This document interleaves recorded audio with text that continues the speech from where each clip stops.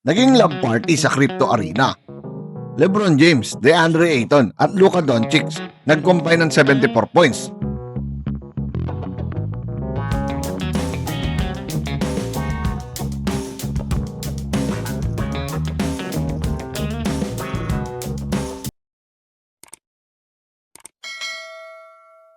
What's up mga idolo? Welcome back sa channel.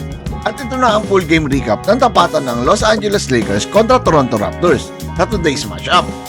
Isang laro na puno ng physicality, momentum swings at clutch moments. Kaya simulan na natin. Sa opening quarter pa lang, ramdam agad ang intensity ng Lakers. Pinangunahan nila ang opensa sa pamamagitan ng inside presence, attacking the paint, strong cut at smart ball movement. Kita mo agad na ang focus nila ay kontrolin ang tempo at samantalahin ang size advantage. Pero ang Toronto Raptors, kilala sa kanilang energy at hustle.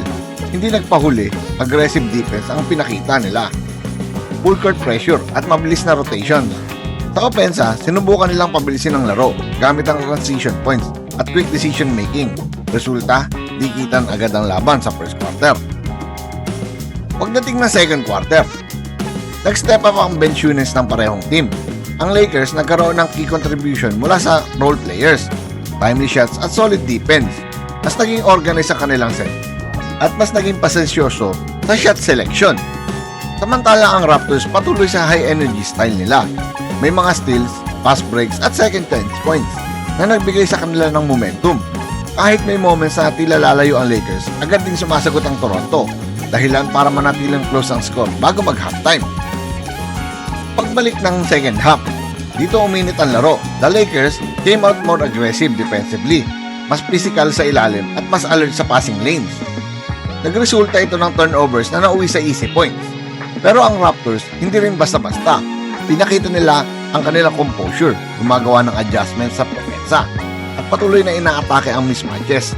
Palitan ng runs ang nangyari. Isang scoring run ng Lakers susundan ng sagot ng Raptors.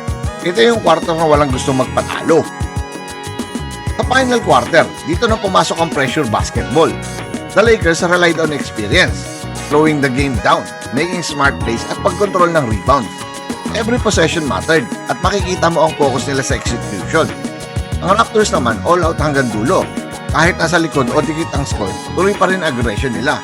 Walang takot umatake, walang hesitation sa crucial moments.